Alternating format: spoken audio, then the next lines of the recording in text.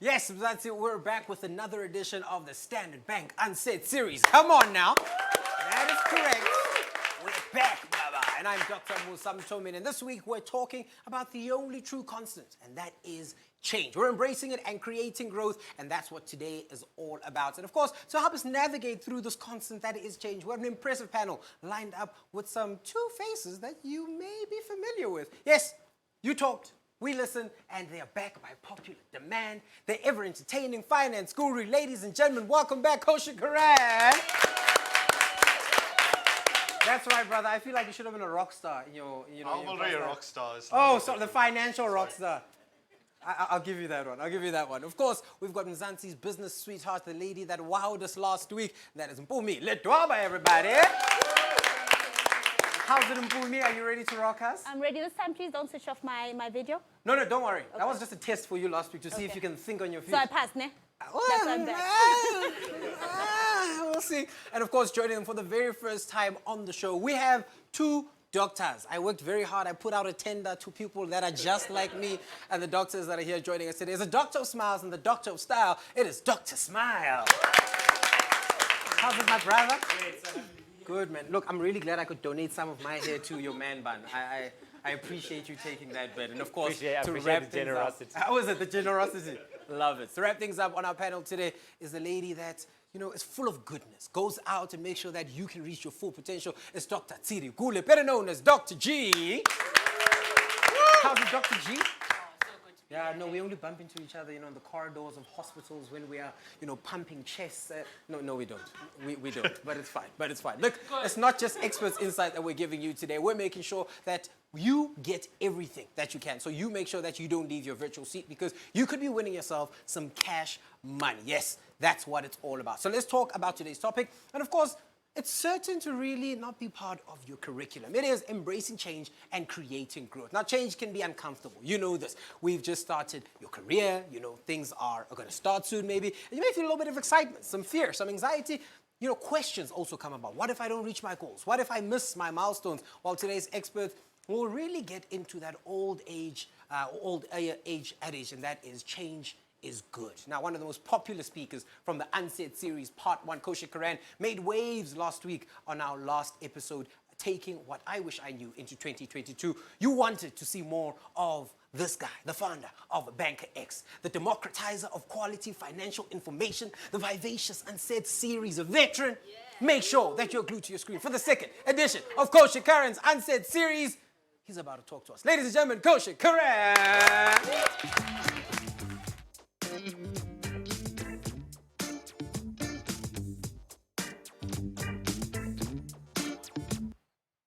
You want to be back? I'm back. All right. Ratings magnet. That's what you called me here. I'm here to talk about when I grow up. I don't think I've ever grown up. I've been over 6 feet tall when I was 13 years old. Come on, I've always grown up. Where I thought I would be in 10 years ago versus where I am now. Let's think about 10 years ago. 10 years ago, I was a 21-year-old student sharing a flat with 4 other people, surviving off a 300 Rand allowance each month, and just hoping my debit card didn't decline every time I went to ShopRite. Such a bad place to be. Life changed pretty quickly in the next 10 years. By 23, I found myself as a junior banker in London. By 25, I landed up on Wall Street. And by 28, a vice president in investment banking. Few things are more exhilarating than working on headline-grabbing deals, reading about it in the Business Times that you made happen. Or so I thought. But at 31, I'm the CEO of a media and technology company. And it is infinitely more exciting than investment banking. People are laughing because that is funny. Nobody wants to be aligning PowerPoint logos at 3 a.m. and eating cold pizza and surviving off Red Bull. But wait, hold on. How do you go from watching repeats of Dragon Ball Z in your underwear to being a CEO? All right. Up front, it's important to distinguish between a job, a career, and a calling. A job pays the bills, keeps the lights on, doesn't pay that well, but it's a step to something bigger. Growing up, I had a herbal tea stand. It was a job. And honestly, till today, I absolutely hate chamomile and lavender tea. I get the smell of it and I hate it, right? A career is where most people end up. 2 weeks of leave a year, financial stability, decent pension, maybe you get Krispy Kreme donuts on a Friday. It's a place where you have team building events instead of actually being paid more. It's safe, but you probably won't set the world alight. A calling is what you were put on earth to do. Callings are the type of roles you don't need to set an alarm clock for. They energize you. It's finding your true purpose. It's where you really want to be. So here's 5 things worth remembering about creating growth. You might want to write this down. I took time to put it together, so you better write it down. Number 1, audition for everything. Before I landed my first job, I had applied for 87 jobs. I counted them. I never want to see another cover letter in my life. The strategy, if you apply to enough places, you're going to get lucky with at least one.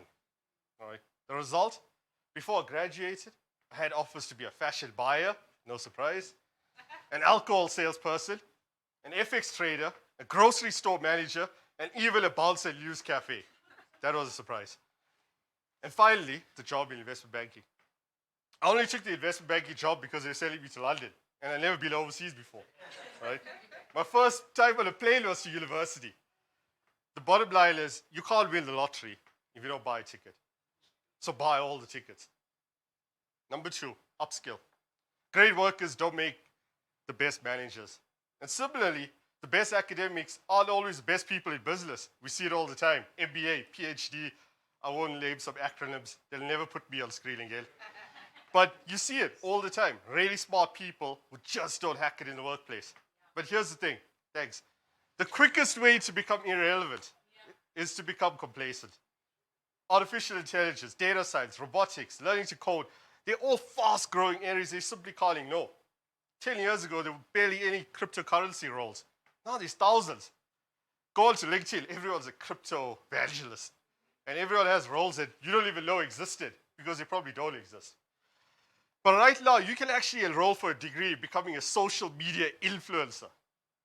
You can become a professional podcaster, Uber driver, driverless car mechanic. The job or role you're studying for right now may not exist in a few years. The job you find yourself in 10 years from now may not even be created yet. So you can't control the future, but you can control how prepared you are. Number 3, social media is the worst thing you can do to benchmark your success against. It's a highlight reel. It's inauthentic. You see the hustle inspo posts flooding your social media feeds every single day. Read 1 book a day. Wake up at 3 a.m. Sell your organs. Invest in stocks. We see it. Overnight success is never overnight. People have a tendency to share their successes and achievements, and we're often insulated from all the failures. And it sounds really fancy to be a vice president at 28. What is that? Like the right-hand man to Joe Biden. What does a vice president do? At that point in my life, I was working between 80 and 95 hours every single week with the worst burnout. Surviving off Red Bulls and no sleep and cold pizzas and PowerPoint slides and badly built Excels. It was horrible. It looks glamorous from the outside. It always does. You might look at someone in your age bracket and think, wow, what am I doing with my life? I'm out here watching Love Island while people are saving the world at 21. Nothing against Love Island, great show. Put me on next year. I'll make sure I've spent that time in the gym. You won't regret it. Focus on your own race. The Forbes 30 under 30 lists, the 40 under 40 lists are great. But they only look good for a LinkedIn flex. And nobody takes LinkedIn seriously anyway. Right? So Chori Honda, he founded Honda at 42. Colonel Saunders, Streetwise 2. Started KFC at 65. You have time. You have time. Number 4, have an actual plan to visualize the future.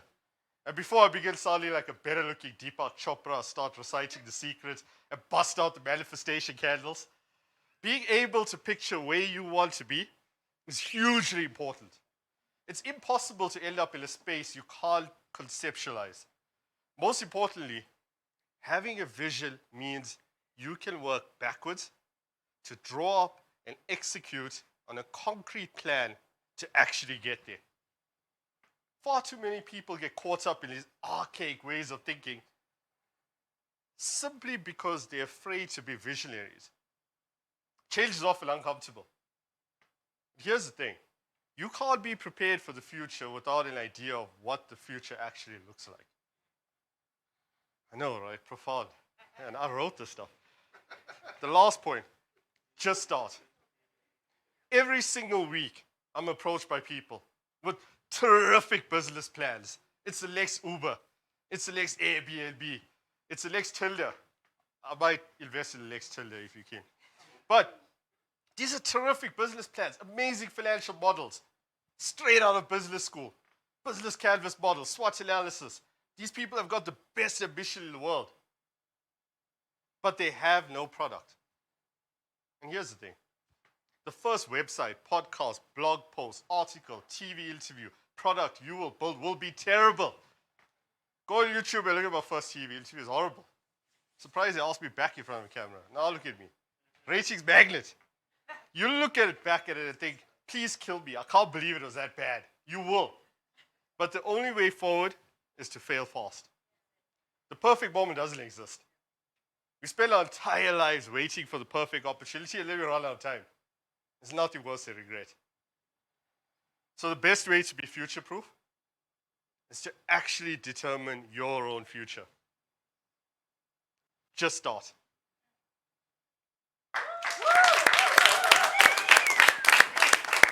So, Kaushik, tell me, I can see you speaking about failure, and it's important to fail. You said we should fail fast.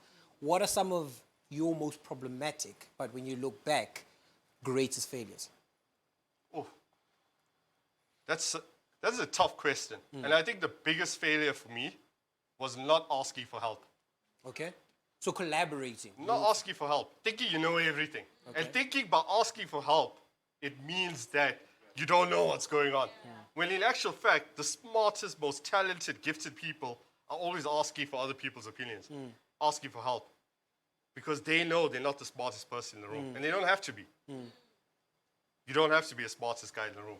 Don't have to be the smartest guy in the room. No, look, for those that are watching, now is your time to get your hands on some cash. Type your comments, your questions, and anything else that you think will get you to win and get your hands on that cash. Winners will be announced at the end of the event. Now, to our next panelists, ladies, if your cameras were on right now, I know you'd be smiling, right?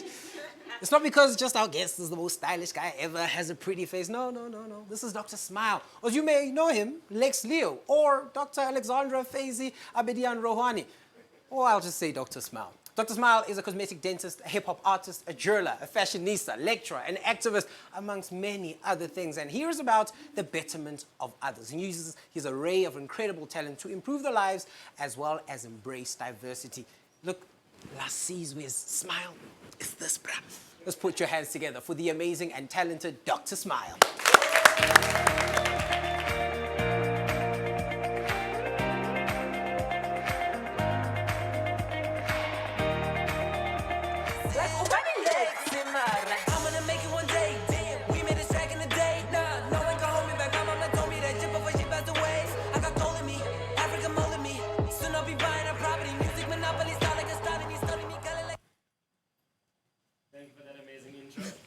Thank you for that amazing warm-up.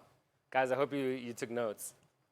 I want to start us off with a quote that has formed a lot of the foundation of my journey and where I'm still going. It says, "Know that you are where you are, not by chance, but by the design of your creator, for your development and for the development of those around you." That is from the Baha'i writings, and it is something that has formed a really important foundation for me. And I want to thank you guys all for joining us. I think the most important thing to understand my journey is to know what makes me happy, what makes you happy. And what I've learned is what makes me happy is making others happy. I have a lot of different interests, and so do each one of us watching this show. We have a multitude of capacities, a multitude of potentials. And what we have to really realize is that we have the ability to do more than one thing and do it well. But we have to time ourselves. Timing is so important. I started studying dentistry in 2006. I graduated in 2010. I only released my first official hip-hop single when I was 30. I started my jewelry business only when I was 30. There's a lot of things which take time to mature and ideas which take time to develop. Many of you know that I love dentistry. Many of you know that I love dentistry, and I do a lot of cosmetic dentistry. And this is really exciting. I get to change lives with a little bit of ceramic and resin and time and love. I get to see some of our favorite celebrities and help them smile. Who's this? Wait, who's this? This is one of my favorite patients. But you know, guys, going through cosmetic dentistry, you have a big responsibility. You have the responsibility of people's confidence in your hands, in these two hands. And with this great power comes great responsibility. The biggest piece of advice I have for anybody in any profession is you need to know why you are doing something. Are you doing it for your own benefit, or are you doing it for the benefit of others? I think when you place others as the priority, then things will succeed naturally. You don't have to force. Patience is vital, and ensuring that you help others is vital. I'm very privileged to be able to do dentistry at the level I'm doing it, but that does not come without the important element of using that great power and responsibility and resources and time to help those who cannot afford it, those who cannot create the change they want in their life. Many of you guys know I've started something called Project Smile. It's something very close to my heart. And that just grew from understanding that I've been put here with a certain set of talents and responsibilities and resources, and I have to use that both to enjoy my life, but I have to use it to uplift those around me. And if I don't, it's a huge waste of the opportunity I've been given. And I say that because each one of us is given a unique opportunity. Each one of us has a very unique capacity to serve humanity. You said it very correctly. You said, do not compare yourselves to somebody else. Do not use social media as a standard of your level of success. You do not have to become the best. You have to become your best. And that is a very, very big thing and a very, very big difference. You know, one thing that's so important to me, I've spent a lot of my life questioning, learning, asking people, you know, how can I grow? How can I do this better? What should I do? And I've learned that one of the biggest things I need to do in changing lives is to take all of that information and give it back. One of the ways that I do that is through Project Smile, but how do I help take all the lessons I've learned from all of those people around me who've helped me get to where I am and pass it on to the next generation? This is one reason why this is so important to me. Many of you know that I also lecture at Wits University, and teaching is so vital. Teaching within a space of dentistry is one thing, but dentistry is not that different to many other professions. You use your time, you help other people. And those are common to so many professions. The biggest thing I try to get across to my students is that they have the potential to help others truly be happy. And they will achieve that by doing things for the right reason. So anything that you want to do, you have to find the correct motivating factor. What is motivating you? Is it just the money? Is it the money and bettering your life? Is it the money and bettering your life and the life of your family? Is it the money and bettering your life, your family's life, your society, and thus the world? And if we start thinking bigger and bigger and bigger, we say, wow, I have this amazing ability to use this talent that I've been given that is deep down inside of me and help a host of people who themselves have a huge knock-on effect to be able to help others. There's another quote that I want to say. It says, regard man as a mine rich in gems of inestimable value. Inestimable value. And it says, education can alone cause it to reveal its treasures and enable mankind to benefit therefrom. And that's what we have to do. We have to dig deep down inside of us, find these gems, work on them, cut them, polish them, spend time, and share them with humanity. That is how we develop. One thing I really grew up understanding from my parents is this concept of service to humanity. And that our time in this life is so special, so unique, so transient though. And it goes like this. And if we don't use our time to uplift others, it is a waste of our time. Many people have said to me, how do I do A, B, C, D all together? How have I become successful in it? I wouldn't even say that I'm the most successful. I just say I just don't give up. And I understand that using more of my time to help others is the perfect me time. It is the perfect way that I'm able to really get a sense of why I'm in this world and what is my purpose. This is important, whether it's with children, whether it's with youth, whether it's with young adults, helping us all. And I learn in the process, right? It's not like I'm just there, but I learn in the process from every single one of these souls why my life is also special and why I have such an important purpose. With all 7 billion of us in this life. I want to show you this. Many people say, you know, I want to do this and I know this helps people, but I really love doing this and I don't see how that can really help people. I think something that's really important is to know that we have a lot of interests and everything takes time. I really enjoy fashion. I'm wearing Standard Bank colors today, made by us, Rafael Mukendi. But I got into this because since I was very young, my parents didn't just buy me what I wanted. If I wanted something, they'd say, cool, go and make it. If I wanted a new t-shirt, they said, no, you cannot have that t-shirt because it costs 250 Rand and there are people starving a kilometer from our house. Here's a 10 Rand t-shirt and some paint. Go make a plan. I always had this upbringing, and thankfully to my parents, they always encouraged that out of me. And I think that's important to know, that you may experience a hardship, but it turns into a beautiful talent when you're older. My love for working with hands, whether it's in dentistry, whether it's in fashion, whether it's in jewelry, has all come from the love of working with my hands. I worked with my hands because I needed to make a plan. I needed to learn to be able to myself create what I was not given. And that is something, again, that's so important to all of us. We often think that, no, someone is just going to hand what we want. If I work hard, it's just going to be handed to me. If I pray, it's just going to be handed to me. No ways. You have to work hard. You have to pray. You have to keep on trying, and it will be given to you, in my opinion, when the time is right. That patience is so important. This is a picture. I started a jewelry company about 4.5 years ago. Some of you may have seen. But I also realized that with that, I need to uplift other people. And this is one thing that I do with my jewelry company, which is to try to encourage young creatives through art, through education, because education is so vital for me. And whether it's through jewelry, whether it's through dentistry, whether it's through music, some of you guys saw the music video at the beginning, whether it's through music, I need to use my lyrics and I need to use the message that I can put across in my music videos to be able to bring about a change. I wanted to end off by sharing a little message about this. This is a track that I just released 2 weeks ago, and it's called Jaded, and it was dropped on World Mental Health Day. A lot of us sit at home and we are overwhelmed. We're overwhelmed with life. We feel anxious, we feel depressed, we feel we don't know who to turn to. You very correctly said that one of your biggest mistakes was to not ask for help.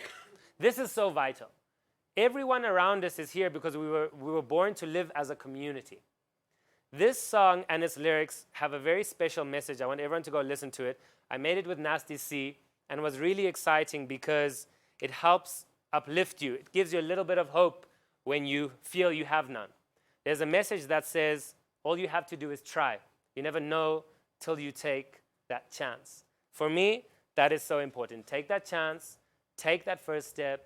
You have an unlimited potential in you to do many things. Prioritize your time in terms of service to humanity. Don't worry so much about yourself. I think if you focus on the betterment of others, you will be taken care of. And I can assure you that.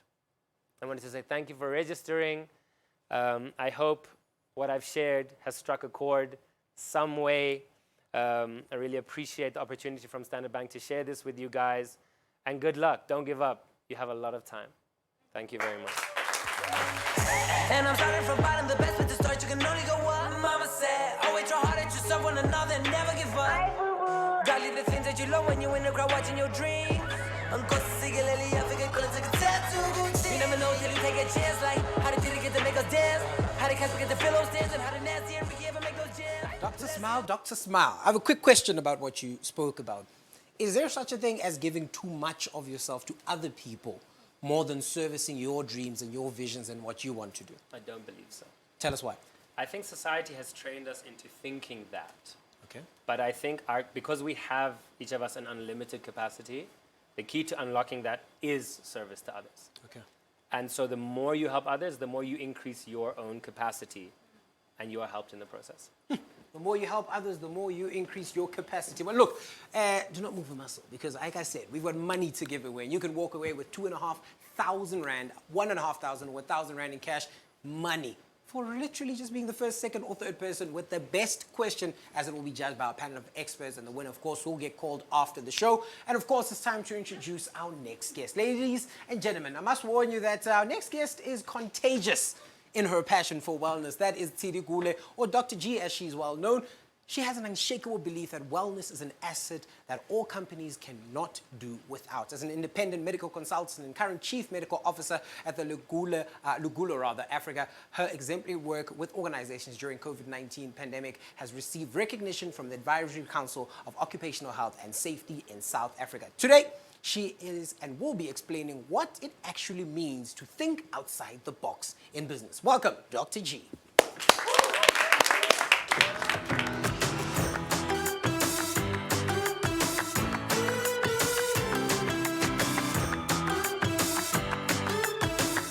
Well, I could say hello, but I think a couple of people have already said that for me. My question to you will be, how are you doing? It's the question I've become so popular for, because the interesting thing is, I do believe this topic was made for me. I've been thinking outside the box my entire life. And when we travel these next 10 minutes together, one of the things that I'm going to challenge you is to no longer limit yourself. It's all great to have motivational speakers come and put some fire under you, but what's really important is what you take home.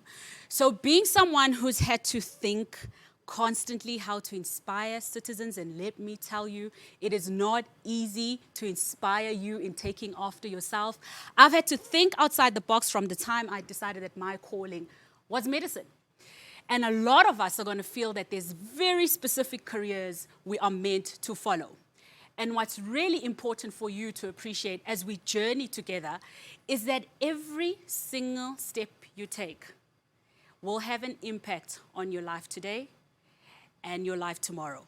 But today, I'm really teasing out the brain cells, right? You guys are the young ones. You're supposed to be the smart ones. You're not the ones that are tired and burnt out and hurtful with lockdown. You're the ones who are energized and ready to rock the world. Now, let's first define this thinking outside the box. What a popular phrase. You're going to hear this your entire life. Trust me. What you need to do is to look at what it means for you. And there's a little test we're going to do, because some of you are sleeping on your brains and I want to jolt them awake. Right. Thinking outside the box in its fundamental meaning means to explore ideas that are creative and unusual. My kind of WhatsApp group. Number two, they're not controlled by rules or tradition. If anything, COVID-19 took us out of our traditional way of life. So let's see who's awake at this time. And mind you, there might be a prize for this, and it might be a Dr. G prize, just adding on to the Standard Bank party. Okay, you cannot Google this, because this is about me testing if you're able to think outside the box. I'm going to ask that you look at a certain puzzle. You've got 30 seconds to look at this puzzle on screen right now, and what I need you to do, you need to connect these dots in 4 straight lines without lifting your pen. And if you've got a digital pen, yeah, I'm seeing the panelist is already, brain cells are working now.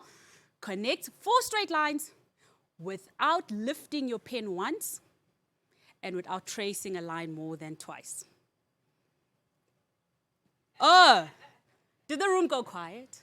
Koshi, is it happening for you right now? Oh, you figured this out. The first 4 seconds. Okay, so clearly we have some original independent thinkers. How long has it taken most of you? I'll be interested in the comments to find out who got this without going on the internet for what I call a save. So many of us see puzzles like this every day. We get taught about brain games, we get taught about training our brains and staying active. But what is it really about? If you're one of the smarty pants right now, and I know there's a couple of you, the first thing you would have picked up is I didn't prescribe how to draw the lines. So let's be honest.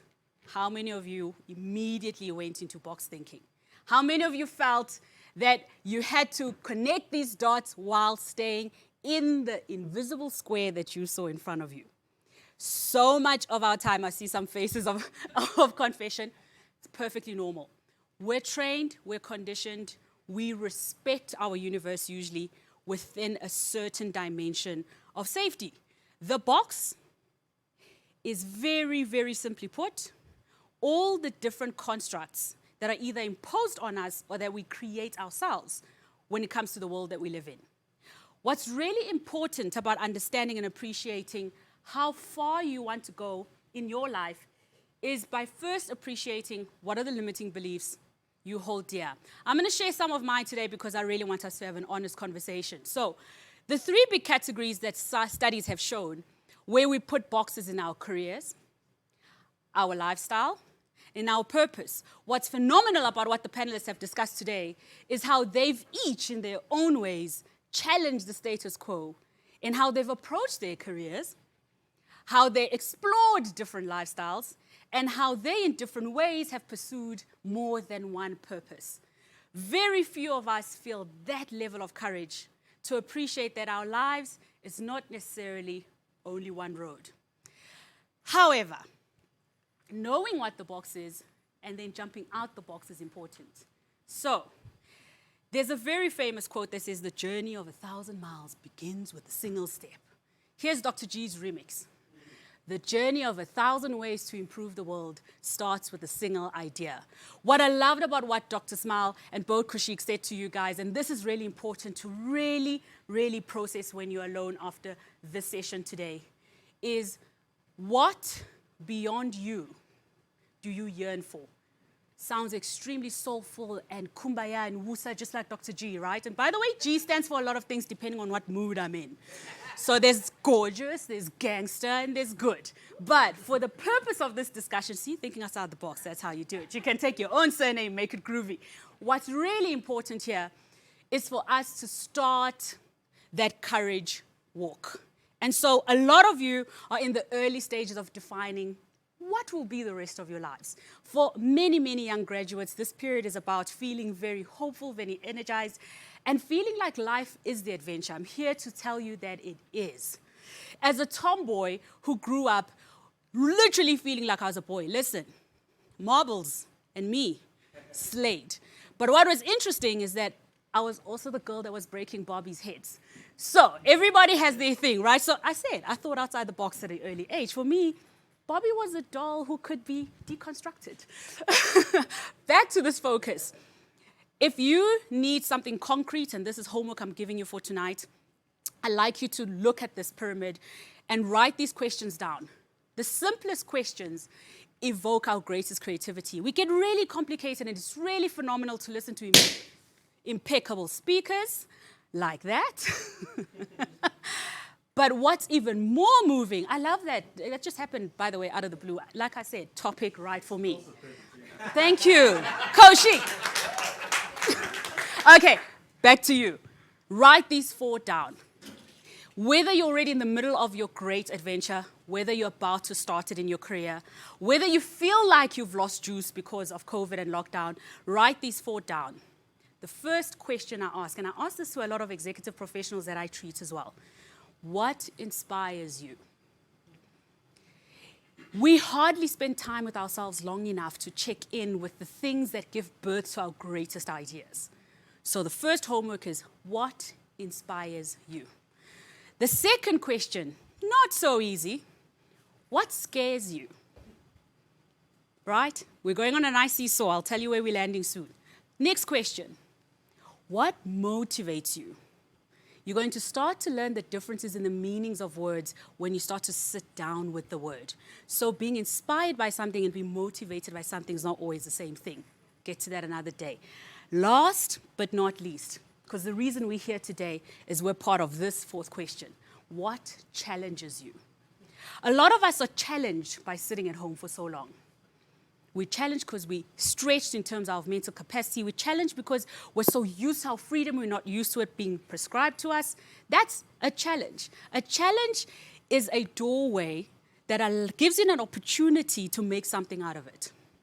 A fear or something that scares you could be something abstract or could be something real. All right, so that's Dr. G's roadmap of starting to think outside the box. Just write those 4 questions and come up with answers. Do not judge yourself. We're so self-critical. Don't judge yourself this time. Just write. If the list is long on inspiration, knock yourself out, honey.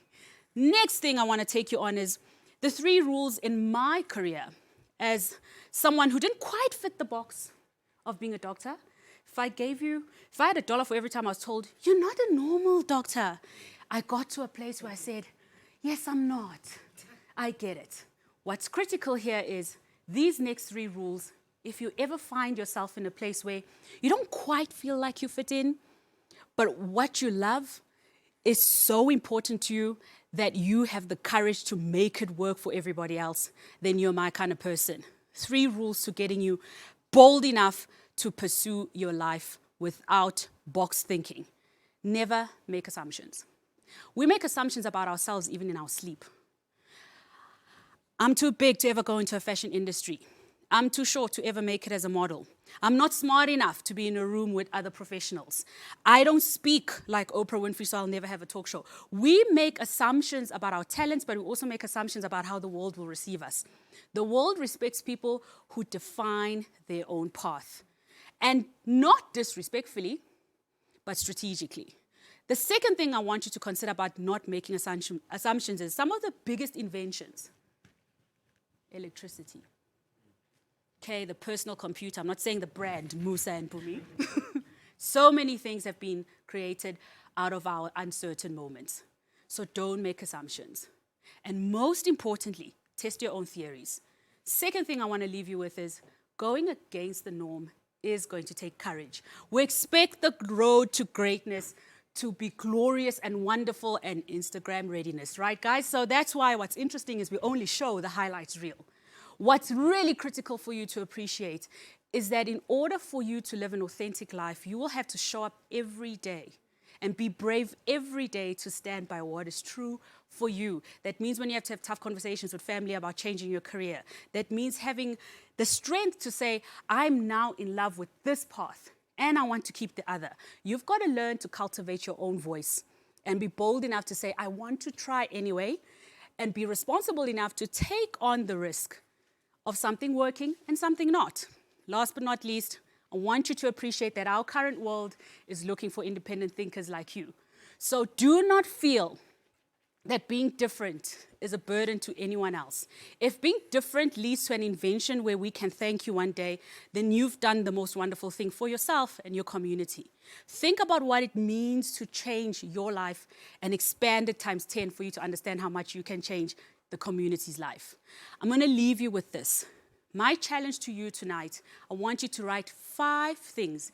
If all resources were at your disposal, 5 things you would do to improve your life, your family's life, and your community life today. That's the seed of inspiration. And what I want you to do is to pick one of those 5 things that gives you that juice, that inspiration juice. And as I leave you, I want you to remember that your mind is an open field. And especially after this pandemic, thinkers like you are going to be looked for. So stay bold, stay connected, and go out there and don't even think there's a box because it actually doesn't exist. Dr. G, huh? The box is here. And I guess the box is what the world has dictated to a lot of us, that your life needs to be this, you need to have this kind of job, and so on and so forth. But you mentioned something that said, take the step, which is be courageous. Yeah. Can we learn to be courageous? Is there something that one can do to become courageous? 100%. I call it the inspiration tank. So a lot of us do a lot of serving, which is great. Alex touched on that. And that in itself is my first reservoir of learning to be courageous. When you see other people's lives and other people's stories unfold, it often gives you an unexpected story of courage. So service for me is one of the greatest ways to learn how to be courageous. Serve people, you'll get into conversations that might change your life. The second thing is learning to trust your own company. It's a really difficult thing for people to really sit with themselves. Some of the most important things we learn about ourselves are in the silence of solitude. And yes, faith exists in that, but also that quiet voice is actually the voice that grows stronger every time, that becomes more courageous in social settings. So do both. Look, we're going to have a very interesting conversation when it's time for us to have the panel discussion. And I think a nice thing to actually settle on is this idea of distractions, which the world in 2021 has got so much of. You've got your phone that's there, ready to take you away from it all, instead of you building yourself. Look, I think we can all agree that change is a good thing, and the same applies to bank accounts. Money, money, money. It's so easy to sign up to exclusive and, of course, wonderful professional banking packages from Standard Bank, which get you benefits such as access to exceptional benefits on the professional banking accounts at a competitive monthly fee of only 215 Rand. Listen, nothing stresses me than seeing a deduction of 700 million for bank charges per month. So this 215 is definitely the one. Getting you moving with vehicle finance at up to prime minus 1% or an extended period of up to 84 months to access affordable leasing options. We know it's important for you as a professional to go out and be ready to go into the job. And if you can afford to get a car, Standard Bank has got your back. And of course, you'll also get your hands on some employment cover as well. Finding the place for you to call your own. Now, it's important and, of course, very possible for you as a first-time home buyer to get a home loan of up to 105% loan to value on a loan amount of 1.8 million Rand. You'll get to also view for free online property guide that is called Look See, for you to make informed decisions when it comes to purchasing your home. I know Koshik is very, very adamant about these things. Do your research. With anything and everything that's got to do with money, do your research. And you getting a home is going to be one of those things to put your head down. And Standard Bank makes it so easy for you because you'll also get access to property valuations, the costs involved with actually going out and getting a home, the areas that you're looking at, the sales trends in the area, and of course, all the nearby nice things, you know, where the nearest hotspot is for you to go up and have a good time. You'll also get a credit card at prime less 0.25% with an annual Platinum Diners Club card fee included. You'll get some hands on some UCount rewards points for using your Standard Bank debit and or credit card on qualifying purchases. You get to start your own, and I love this one, online share trading portfolio. Listen to you sounding all professional with a portfolio. And we're going to kickstart that portfolio of yours by giving you 1,000 Rand in seed capital for you to use well. And hey, whilst you're there, we're going to reduce your trading fees. So change your account to professional banking because with Standard Bank, it can be. Our final guest, of course, is another crowd favorite from the last time that we came about. You wanted to see again, so we're bringing her back just so that she can rock you for one more time on the Unsaid series stage, where she'll be answering some tough topics. She'll be dealing with the fallout of change. Yeah, we all want to keep our families and friends happy. That's right, you know, so many things happen. And what happens when you decide to change your mind? What happens when you say, yeah, that idea to go study this thing might not actually work out. That idea to, you know, start this career isn't actually my thing. What happens if I change my course?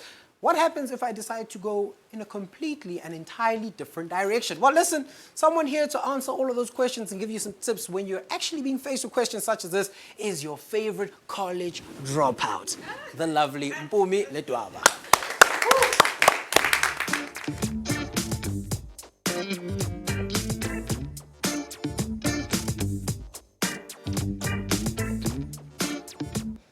I absolutely love my new title, your favorite dropout. Oh, yeah. So, for those of you who don't know, I have a beauty salon in Sandton, but that's not how it started, right? So I started out, this is after now the dropout and going through all the stuff and the years passed down. I'll share about that a little later, right? So I started doing house calls. I went to beauty school and I started doing house calls. Basically, it was going to my client's house, doing their nails, and sometimes on really tight days, some of them would come to my house at like 9 p.m. Then the demand got really, really hectic. I made some money, saved some money, and it was time to open my new store. I'm calling it a store, but really, it was really, really humble beginnings. I mean, I did my own interior. Everything was done by me. Okay, then I stayed there for about a year, did my thing, grew the business, it went well. And then I came across some funding, a little bit, it wasn't a lot. Came across some funding, I had saved up some money, and my clientele was really, really growing. And so I was moving to my first official store. And this was at 27 Boxes, Melville. And the great part, I could actually get a shop fitter. So here's the interesting part.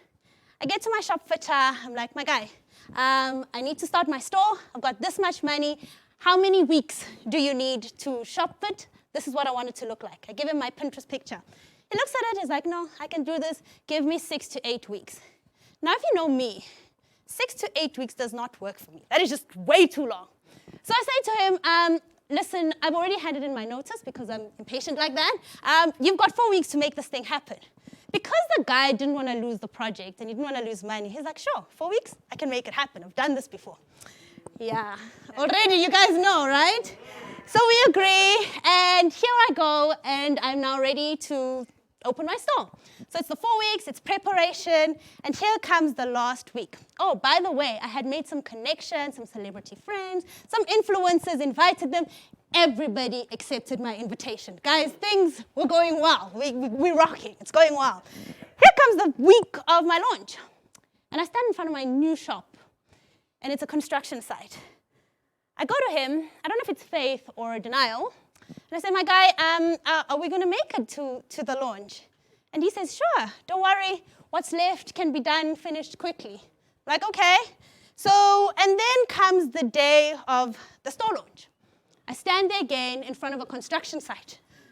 Now this I know for sure was denial, because I stand there again, my guy, are we going to make it to 6 p.m.? And I know for sure on his end it was fear, because yeah, my face was a different story. And he says, no, I promise, we'll finish, come back at 5:30. I'm like, okay, let me leave my team.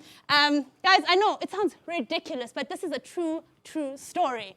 And I go home. And now it's 5:30, it's time to come back to my store launch that everybody accepted invitations, influencers, celebrities, you name them. I walk with Jessica Nkosi, the Jessica Nkosi, who's about to MC my event. I'm dressed up in my suit, got my makeup, and we arrive at my new store with all my guests outside holding gifts in front of a construction site. Obviously, I was bawling, devastated. But to be honest, it was the best day of my life, now that I think about it, because it changed my life. And here's how, and here's the part. One of the best gifts I got from the people who were supposed to be at the store launch was a book called The 5 a.m. Club by Sibu Mabena. And to quote Robin Sharma, he says, change is hard at first, messy in the middle, and gorgeous at the end. Why is change hard at first? Firstly, we need to be ready and willing to make the change without certainty of the outcome, especially when we are comfortable where we were. I mean, to be honest, I was comfortable at my first store. I didn't need to make the change, but I felt the urge and the call to move now. It's time to grow or you die. And now this begins with either acknowledgement, acceptance, or grief. Change, right? Because obviously you have to leave something behind. When we think of the word change, we think of this fancy thing, I'm packing my bags, going to London, it's going to be fun. But that's not the reality of change. So here's my order. Acknowledgement. Admit the existence of truth. Personally, it's my biggest struggle. I struggled to acknowledge my current circumstances, my truth. Truth of the matter is, 4 weeks to shop fit is ridiculous. Truth of the matter is, if you see a construction site, best believe it's not going to take a week or a few hours to get it into a proper salon. So I failed to acknowledge. Secondly, acceptance. For some of you, if you learn the lesson, you can accept quicker. Now I've learned to accept situations quicker. Or you can be like me and accept in front of thousands of people or a few people, celebrities, and everything is literally falling apart. That's when I accepted my store is not opening. I didn't accept when things were not moving during the day. I accepted when I stood in front of people and had literally failed my launch. And the third process is grief. Because the days had to be obviously extended, I was at home for 2 weeks. All I remember was being in bed, crying, thinking no one would ever come to my salon. I would never be a success again. Let me pack my bags and go to Middleburg. Life is over. Woe is me. It's not going to happen. And that's the grief process. This is the response to loss. And this is something people don't mention about change, because it's you letting go of the old and starting something new. No matter how glamorous the new is, it doesn't matter. You still have to grieve and let go and accept and acknowledge the old you or the old things. So my grief process happened. until I picked up the book, the 5 a.m. Club book. And then we got to the middle. Now, the middle is messy. Why is it messy? Because all growth is uncomfortable. Think back to grade 8. I can think, when I got there and I started doing the exams, I was like, oh man, these are so hard. Oh, grade 7 was so much easier. And then you get to grade 11. And you know, grade 11, everybody warns you, right? Like, grade 11 is hard. If you can make it past grade 11, matric is a breeze. And then life after the paper exams, the real life. That's testing. That's the challenge, right? But in all these things, with each stage, all my hardest moments, they were preparing me for a wiser, a better, and a stronger me. Now, if I had to connect the dots between what a messy in the middle looks like to a time in my life, it's that period between dropping out and figuring things out. It sounds easy now to say, oh, I dropped out, I started a salon, I got married, but there was a period where nobody wanted to hear from me. Nobody cares who I am. What are you doing? Parents are like, okay, what's happening? And that period was filled with doubt. Someone asked me in a Q&A, did you ever feel like you made a bad decision when you dropped out? And I said, yes, most of the time. Because after you've made the change or you've stepped into the change, doesn't necessarily mean the stars are going to be bright, things are going to just happen. There's a dry period where the pruning is happening, where you are learning some lessons. So just like starting the 5 a.m. Club in winter, which is what I did, sounds like a mistake, but honestly, it's the best time to start. You get to a point where it's so messy in the middle, and you look at your partner, and you look at your kids, and you look at how dark it is outside, and you're just like, why the hell am I doing this? Why am I up at 4:45? There's no point. All my life, I've been waking up 30 minutes before I have to go to work, and I'm still hired. I'm doing just fine. But then, because you're in the middle, in front of you, you see the potential of what you could become. You're already starting to see the signs that, okay, there's changes, right? But now you're conflicted because behind is comfortable. It's still nice to sleep an extra 5 minutes, an extra 10 minutes. And that's with change. You're messy in the middle because the future looks bright, but the past is comfortable. But then it gets gorgeous at the end. Only if you stick it through. I've been 5 a.m. Club for 3 years now. I love it. Before, I had to set my alarm. I had to snooze buttons. I had to put my phone over there. Listen, I had to pull all the stops. Now my body just wakes me up. And that's how I feel about challenges and change now. The best thing to come out of my store, opening or not opening, was number one, I've learned to have realistic deadlines. Because I'm a recovering perfectionist, in my head, I used to put all these standards. I don't know for who, but there's just these standards and these marks that you have to reach. Why did I put a 4-week mark for my store opening? Nobody knew about it. It was my decision in that moment. But I did. But now I've learned lessons. I've got more realistic deadlines. I'm kinder to myself. Number 2, the 5 a.m. Club book. This book changed my habits. It changed my work ethic and overall my holistic health. Sometimes I think and I say, God, was the only reason why my store didn't happen just to get that book? And sometimes I sit with a yes, I'm like, okay, I'm fine with it. And sometimes I think with a no, I'm just like, couldn't a friend just buy me the book? Really? Really? A whole event for a book? To get a book? But it was worth it. And then lastly, I no longer fear change or challenges. I mean, I've had it all. I've dropped out of school. I started weird businesses. I've done it all. So if it's a challenge, listen, I can take it. I've embarrassed myself enough. One more embarrassment won't kill me. But change has opened me up to opportunities that can only be found in walking the journey. You cannot read an opportunity. You can study all you want. I love studying, go study. You can study all you want. You can write business plans, and I think you spoke about you can write business plans, come up with these ideas, but until you do, until you do something and you step out, those opportunities will not come to you. Opportunities don't come knocking on a door of someone who's sitting down, but rather of people who are doing stuff. You come across opportunities the more you do.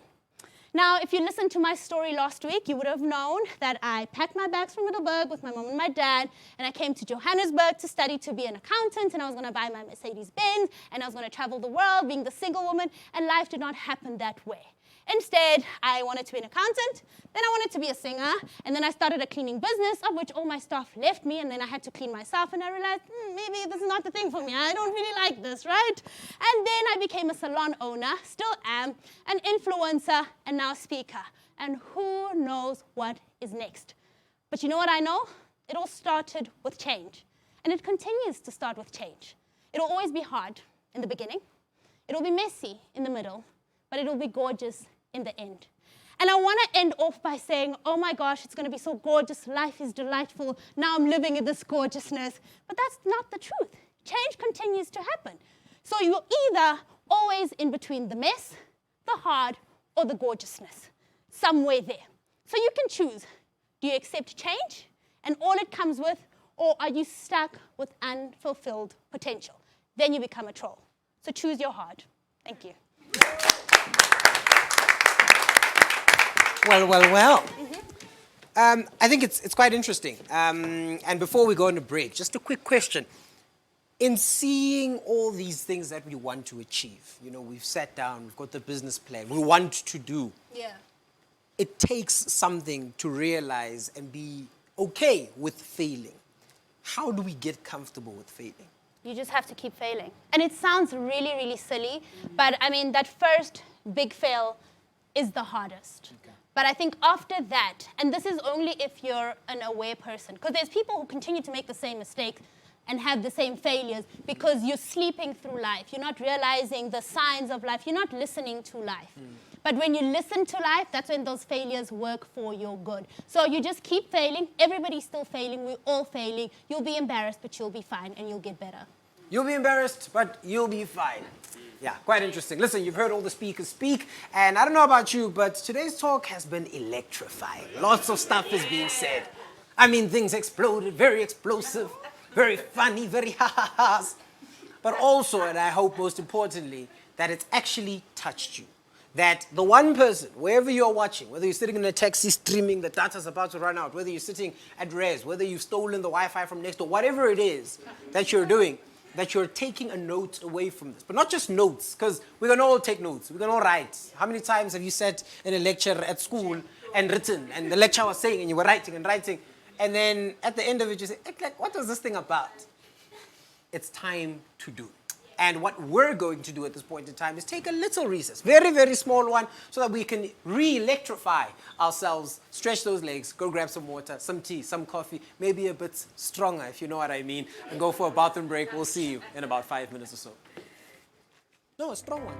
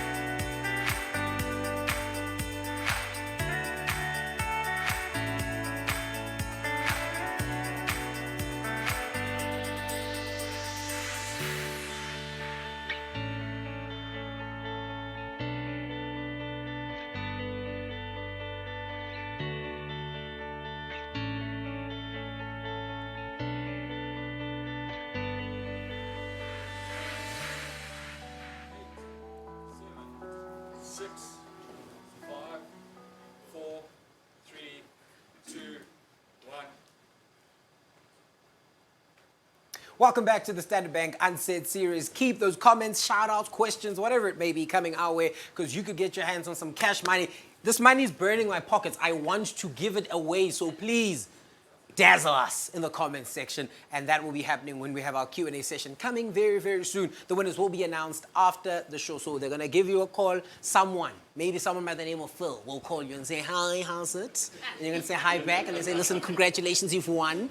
And then, you'll give them details and so on and so forth. So please, just in case you're wondering, what happens? What's this thing you guys are talking about, professional banking, huh? Well, listen, I'm going to tell you some more benefits of the Standard Bank professional banking products that they have. You also get a holistic view of your financial life. This is a very interesting thing to have. So a lot of us kind of have some money, but you never really know what the full picture looks like. Well, with the My360 app, this is where you can get some goals-based investment strategies from a robo-advice and a host of other things. You also get access to a dedicated private banker. How fancy, Yeah, this is someone you can call and say, sorry, how much money do I have in my account? And they go, huh? Is this why you called me? And then you say yes. It's things such as that. And of course, you'll be supported by a team of specialists for the more serious things that will assist you with your day-to-day banking needs. Do your banking online. I mean, we don't even have to walk into branches anymore. And this is all to assist you. You can bank online for free, either on the banking app or on the site. And you can travel stress-free for all those holidays that you're going to want to take with 12 free domestic Bidvest Lounge visits per year. So Cape Town, Durban, Johannesburg, Kuruman are just going to be around the corner. Okay? Get your monthly account fees back in airtime when you sign up through a Standard Bank mobile SIM for only 52 Rand a month. And of course, you get tailored financial education. Things that are going to help you become the person that you want to be in your career and maybe even in your big, bright future with things such as leadership academies, as well as thought leadership, subject matter experts, and a host of other things such as webinars and tailored events to professionals. It's your dream, and of course, they're made real with professional banking. With Standard Bank, it can be. Don't forget to send your questions and comments. Once again, you could be walking away with 2,500 Rand, and of course, that's for the best question or comment. 1,500 Rand if you're the second best, 1,000 Rand if you're the, third best. And of course, we'll be looking at that in a little bit. Now, for some further insights. I want to chat more to you guys. I think earlier on when you guys were having those prepared speeches, the things that you spend 6 hours preparing last night, it sounds good. But let's hear your thoughts on the really important things. I want to start off with you, Mpumi, right? Let's talk about careers and the course direction that comes with changing that career and the important people in your life. So it's nice to think that these ideas that we have for our lives run independently because it's your life, but many inputs come into it. You've got family, you've got support structures. How do you tell your family that, listen, this is not for me anymore, I'm not doing this anymore, especially when you have responsibilities? Sure. I think with me, mine was just cold. Like, I just called my mom, like, hey, mom, I just dropped out. So you did it before you told your family? You dropped out before you told the family? Yeah, I walked out of an exam room. But remember, I had been thinking about this, and there were cues. I kept giving my family cues that I'm going to do this. But essentially, I think what I could have done better is that you start by introducing your family to these ideas. And what I would have done better now also is to start doing what you plan on doing next, right? So they start getting used to this new thing that you're changing to. They start getting used to the idea. But essentially, not everybody will accept. The vision is yours, and not many people will get it from the beginning. And you need to be confident in that, and you need to be okay with people leaving your life because you're choosing your vision. You need to choose yourself, and at some point they will catch up if it really is a God-given vision. I think so. So we've got left brain, right brain people, and I think a lot of older people have got this ideal of what careers are. A career is you're an accountant, you're a doctor, you're a lawyer, you're full stop. Everything else is a game you're playing. Don't do that.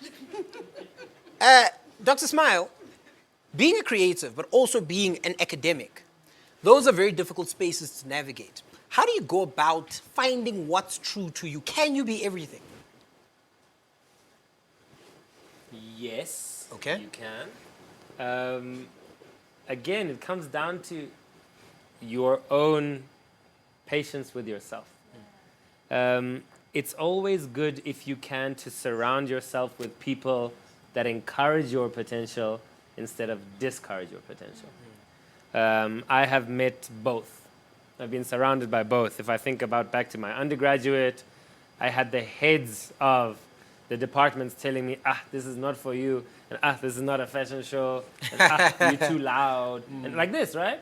but I kept showing them because I kept getting the top marks. So I was pushing to change the stereotype, which has always been something very exciting for me. I like to break the stereotype, and I like to chase after what I think will do just that.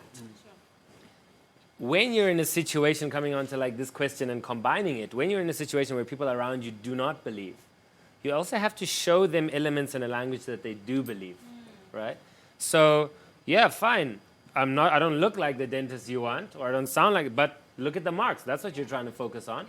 Or if you're trying to change something and your parents are concerned, because remember, our families will be concerned because they feel, what are you going to do if it doesn't work out?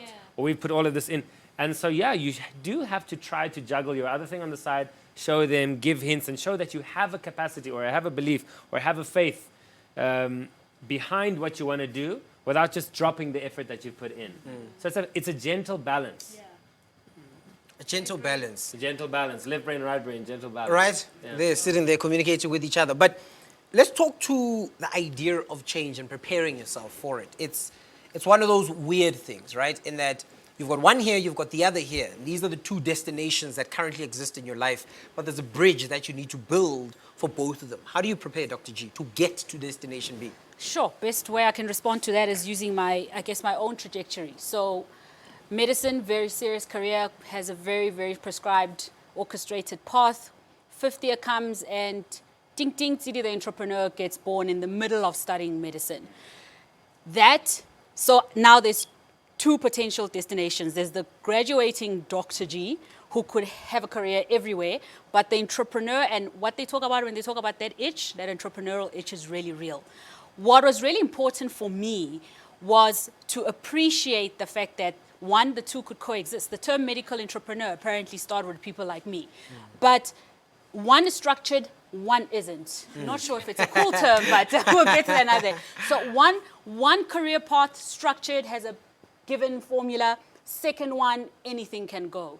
Preparing yourself to transition, whether it's from full employment to self-employment, because that was the second change, that being a doctor gave me a certain path of full employment. Being an entrepreneur, self-employed, I'm writing my own check.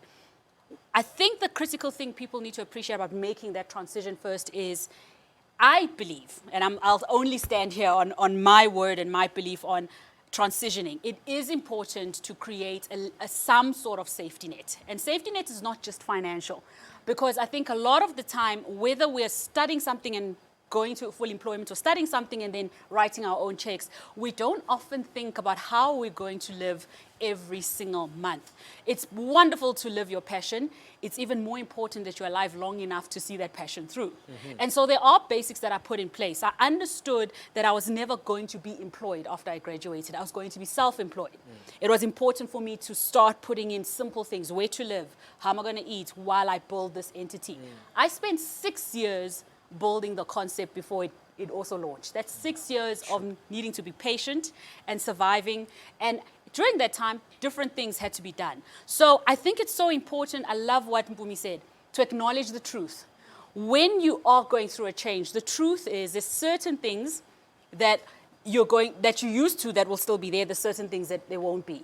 You can still make sure that you get to the other side. I think we try and stay comfortable in the change instead of planning and preparing to adapt to the change. A lot of transitions happen within different people's life space. So we've got people that are final year students watching right now saying, one more exam, I'm out of here, and my life is going to change. It's wonderful. You've got people that actually have jobs and are thinking, right, what I'm actually planning on doing is I want to do some distance learning so I can upskill myself. And this question is to you, Koshik. How do you deal with that burden where if you are someone that had financial responsibilities, so you had a job, and now you're planning on taking a different step, planning on making a change to the betterment of you, hopefully. How do I transition financially with all that risk that has come into my life? I mean, the assumption becomes if you're 28, you've been someone that's been working for 6 years, you've got a house, at least, apartment anyana, or rekanyana, but now you want to transition. How do I manage all of that? The most important thing you can do is buy time. Okay. Buy back time. Okay. Right? And how do you do that? You put yourself in a situation where you don't have to be burdened by everyday expense or everyday cost. And how do you do that? Most people find it easy to pay for convenience, right? If you can, you'll pay for someone to help you with chores at home, so it saves you time. You'll help someone, you'll pay someone to do X, Y, Z, so it buys you time. You can lose a lot of time chasing money, but you'll never lose money buying back time. Whoa, wait, let's take a step. Whoa, yeah, go This is shit. profound. Go shit. This is why Say I'm it here. again, say it Right, again. Okay, let's say it again. Uh-huh. You will lose a lot of time Yeah, chasing money. correct, okay. And that number's infinite. You don't mix it up with No, things. no, I'm no, writing give here. you one step at a time, break it down for you. But you will lose a lot of time chasing money. Now you've confused us. And Let's go again. and we messed up both of it because you stopped me halfway. Yeah, okay, sorry. We're not going to do that. Right? But Exactly. the gist of what you're saying is money you can always get, but don't waste your time. And it's infinite, right? Yeah. Your time, and Dr. Smile said it so perfectly. You're on the clock. You're always on the clock. And I don't mean people need to go out there and take their pension and put it into Bitcoin now and be like, guys, let's just YOLO, right? Let's do it. But you are always on the clock. And the problem is you think you have time. Yeah. You don't. And you don't want to wake up in a corporate, saying this very situation dependent. You don't want to wake up in a bank 40 years after, when you close Another bank, yeah. Another bank, and find out, hey, where's the last 30 years go, right? And I'm still in the situation. And here's the thing. Many people walk into corporate as a young professional thinking, I'm going to become the CEO. I mean, listen, statistically, the probability of you becoming the CEO, I don't want to even say it. Naysayer, ladies I and don't gentlemen. want to say it. A naysayer, yeah. Exactly, I don't want to say it, right? You chances are you're going to get struck by lightning before you become the CEO of a listed company. Yeah. That's the truth. But you need to think out the box. But you buy into the story, and the truth is, we buy into so many false stories as young professionals, as students, as people who have been in the business, that when it comes time for us to transition into your question, how do you make sure it's financially stable? You don't have what it takes to make that change because you bought into the wrong story. You don't get promoted in time. You don't get that paycheck. You don't get that bonus. You don't get that fancy house that's not an adult race. What are you going to do? Right? Yeah. So my best advice is you've got to be able to plan from day one and say, listen, and COVID's taught us this. What happens if I don't have a job in 3 months? And Dr. G said it perfectly. If you're an entrepreneur, you've got to be able to not take a salary for at least a year. At least a year, right? A year to 2 years. So if you lose a job tomorrow, am I in a position to pay my bills, live, eat, and not sleep on the bridge of William Nicol? Those are questions you got to ask yourself. Important is, with all of that said, an important thing for us to really is day one, and you said this, that is not necessarily 5 years ago. Just because you're in this career doesn't mean it's already too late. Stay at the place. It is what it is. Your day one can be tomorrow. Your day one can be today, as long as you're doing something. Okay, thank you very much, panel, for being smart and all that stuff. You're going to have to continue being these guys now because it's time for us to look at some of the questions that are being asked by you at home in the comments section. Remember that the best questions could get themselves on either 2,500 Rand, 1,500 Rand, or $1,000 in cash money. So let's see what the first one is. All right, I'll direct it to someone, but it goes, how can one create multiple streams of revenue without starting a business? Multiple streams of revenue without starting a business. Dr. G. I knew No, I it. had to come to you. Am I the because, face of this thing? Yes. All right. The easiest way I can explain this is a lot of professionals, and I think this is interesting when it comes to banking or finance rather, finance, legal, certain professions, you are actually able to what I call diversify your skills. And you can diversify your skills without starting a business, but for me it also depends on what the definition of starting a business is.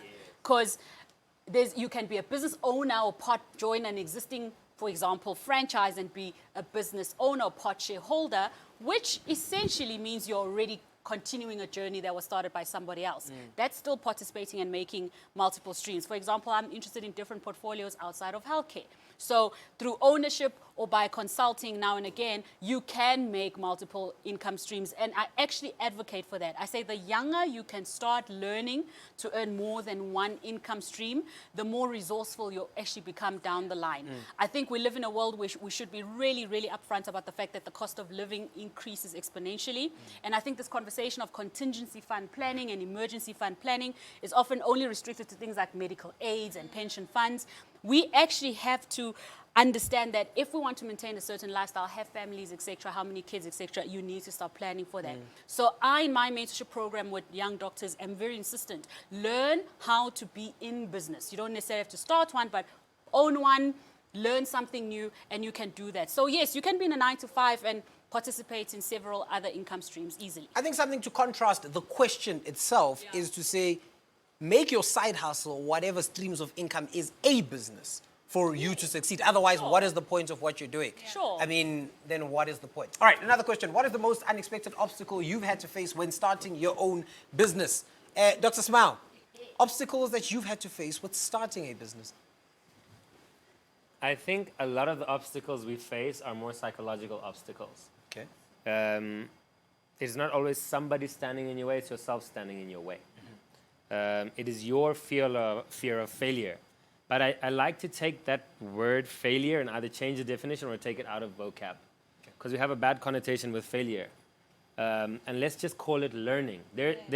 We attribute something very negative to failure. And so we say, if I don't make it, I'm going to be judged, I'm going to be laughed at, I'm going to be a failure. But what is that?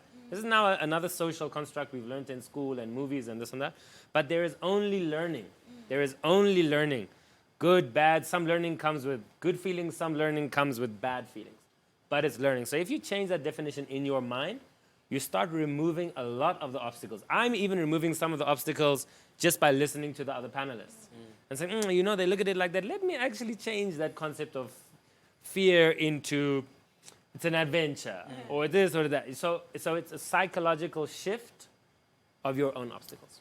And an identification of those obstacles. A lot of the time, if you don't know that this is an obstacle, you will stay waiting for the guy that's developing your app for 10 years whilst he gives you excuses, So right? go look in the mirror and say, am I my biggest obstacle to starting this or is somebody else an obstacle? A continual assessment. All right, another question. What advice can you give to students who are looking to invest? Kaushik, this is you, brother. Cash out your pension and just throw it into crypto. Like, no. Listen, if you, cryptocurrency, yeah. Look, if you're starting out, I can tell you, I've done, and again, this is a bit of a self-flex, but I've done countless majors and degrees in economics and finance and stats and all the paperwork. I learned more about stocks when I actually lost money buying my first stock. Yeah. Right? And you will only learn by doing it. So my first piece of advice is stop those demo accounts. Nobody wants to see you got 5 million in fake money. Like, exactly, monopoly money. You're not gonna, maybe you can impress, exactly. You can impress someone, take them out on a date, but it's not real money, right? Don't do that. So start with, Smile's laughing, he's throwing me off here. I'm so funny. But have skin in the game. Yeah. Even if it's $100, even if it's $10, have skin in the game. And you know what? If you put $10 on oil company X, you will become an oil expert and you'll become a sheikh in a month because you'll be reading news reports, you'll be watching co-sheikh. Yeah. You'll be watching CNBC, you'll be watching everything and following the price of Brent, crude, spot oil. You will become an expert because you invested in it. Yeah. And the best advice I can give you is put your own money in. It doesn't even matter what you put your money in, honestly. Start small, put your money in, follow the markets, follow the trends, educate yourself. And believe it or not, it's not as hard as people make it seem. And after a while, you start learning by doing principles of diversification. Don't put eggs in one basket. I've got 10 oil companies, now I'm poor. True story. But that's how you start. Start small, be consistent, and just keep upskilling. A big thing that we can take out of that is skin in the game is important. But skin in the game allows you to not necessarily invest. Yes, the cash is there to invest, but you invest yourself in acquiring knowledge to better yourself at that one thing. And if you do not invest yourself into something, if your skin is not in the game in that regard, then you basically will hear about the price of Brain Cood being what it is. All right, another question. Do you feel entrepreneurship is a skill one can learn, or do you have to be born with it? Boom. The easy answer is you have to be born with it. But one of the reasons why I love Robin Sharma so much is he really speaks to everyone and says everybody's born with genius. Okay. And now I'm going to relate genius with entrepreneurship. We're all born with genius, but not all of us express that genius or live in our genius because we don't reach it. And we're talking outside about solitude, that's where you actually come up with the ideas and all of that. So some of us are not silent enough or challenged enough to have to dig into that. Now, does everybody have to be an entrepreneur? No. But can we all be one? I absolutely think so. But it's also important how you get into it, what you're trying to achieve from it. But in all of that, going back to the genius point, is that it has to be exercised. You have to work at it. You have to build those habits. It's built habits. Nobody wakes up and is just a great business leader. It's just years and years of doing. I think the topic or the foundation of today is get up and do it. A question to you guys that I don't need an answer for, but one to think about is, are we all born to be geniuses, or is being genius subjective? Think about that. Interesting. All right. Would you do business with yourself if you were the customer? Kaushik, would you do business with yourself if you were the customer? 100%. Why? Because I am the best customer and I'm the best client. How? No. Wow, tell us why. Okay, why? Because sometimes you need difficult clients. You do, to keep you honest. Everyone's agreeing on this panel, which is, we're on the right track here. But you do. You need someone to keep you honest, because oftentimes you fall into a sense of complacency, especially when customers start becoming depersonalized. They become numbers on your screen, on your PayPal, whatever it is. And you don't, and I suppose it rings very true to cosmetic practice or being a doctor, where you have to have that personal connection with people. Right? Because how you make people feel is often more important than the outcome of what you're providing them with. And especially in finance, or economics, or banking. These are relationship-driven businesses, not product-driven businesses. And where we've made a mistake as a collective, as a sector over the years, is become product-focused and not people-focused. I mean, from that, I think I could take something out, which is the issue of being difficult with you, whether it's your customer, whether you're receiving critique. How should we take on people criticizing your business or criticizing your skill or whatever it might be? Dr. G? Sure. Having faced, I mean, everyone who's ever started anything, a startup business, will know what it feels like to get a lot of no's. Yeah. And the important thing for me about criticism is that I use it as a reflection point. Okay. So one, the source of the criticism is important. That's not to say that people who criticize you are always in the wrong if they so happen to have haters. Yeah. I was trying not to use that word, but there we go. All right. So the source matters. Biggest criticism I will always appreciate are from people who have walked a similar journey. So fellow entrepreneurs, take that kindly. Mentors, take that kindly. Teachers. If someone gives a teacher aura, and it could be someone younger than you, what's also important, number two, on the criticism is to also break down what's being criticized. What we often do is catastrophize. So someone says, you did not communicate to me on time.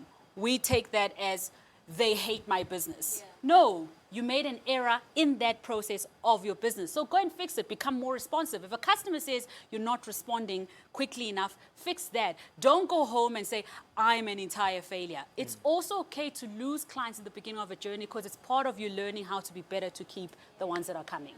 I think sometimes we really internalize it, and then we end up ruining something that's already great. It's just people are trying to tweak it to take it to the next level. What's too much criticism?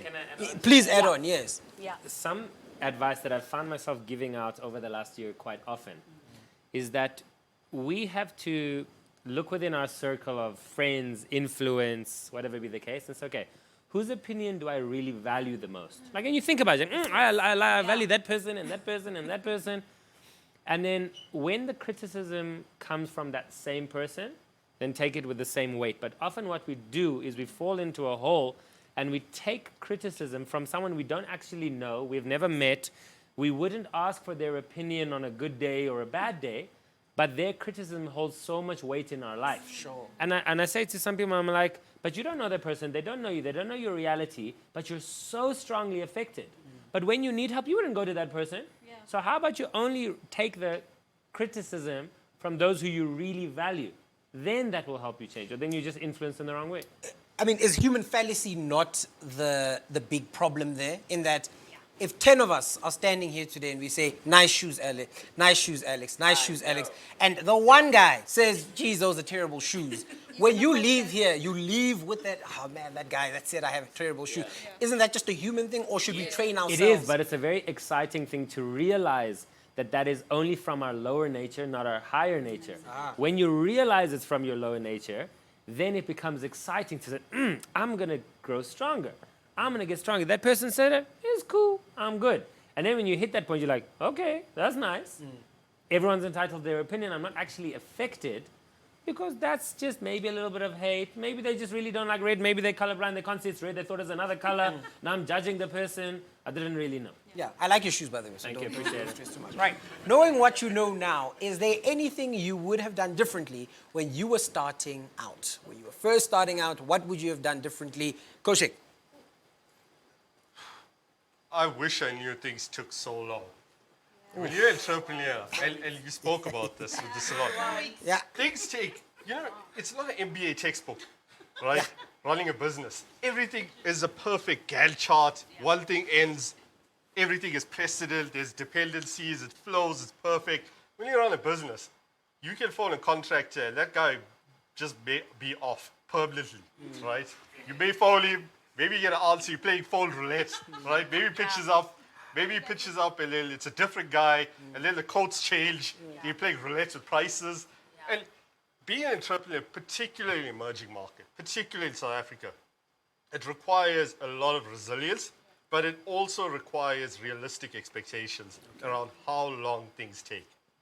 You might think that business is an overnight success, but it's not. It takes forever. Is there such a thing as too long? I mean, how long should you keep this business, this burning desire, which actually starts to flame out at some point, to keep going? What's too long? What's too long, Kaushik? Honestly, I feel you should know when to hold and know when to fold.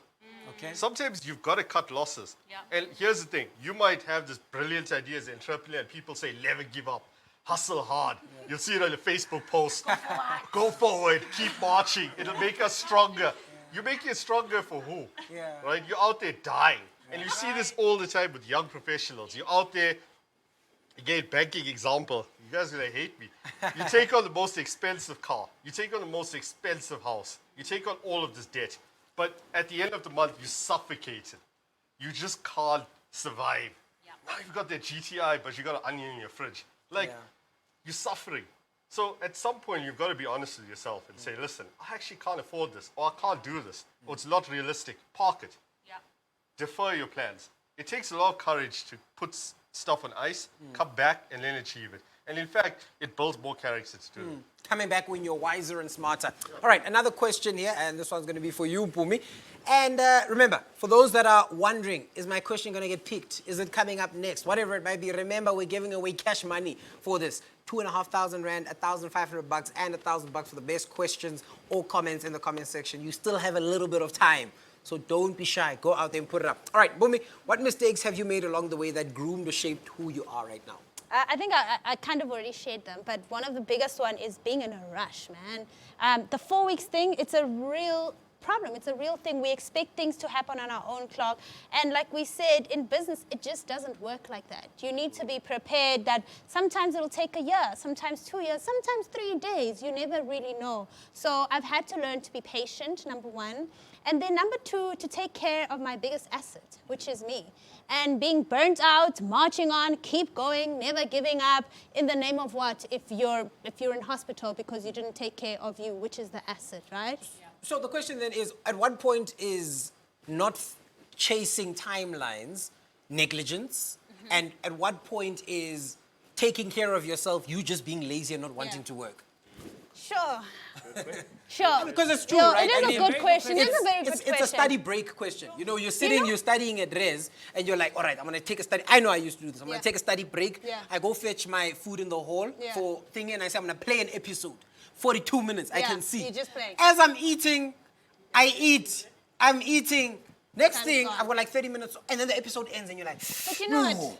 You know what, Musa? It's very hard for me to, Dr. Musa, it's hard for me to answer because I don't have a technical answer, but I've got a you answer where you know what you're giving. You know what you're not giving. You know when you're procrastinating. You know when you're being lazy. And you simply know when you need a break. So listen. So my answers are very, listen to the inner you. You need to listen. I mean, I was telling my sister a story that there was this one time, my first finance test, and we kept saying, it's just a few pages. You know those finance papers that, oh, you guys don't know, but the finance papers are like really thin. The question looks very simple. I'm like, oh, this is easy.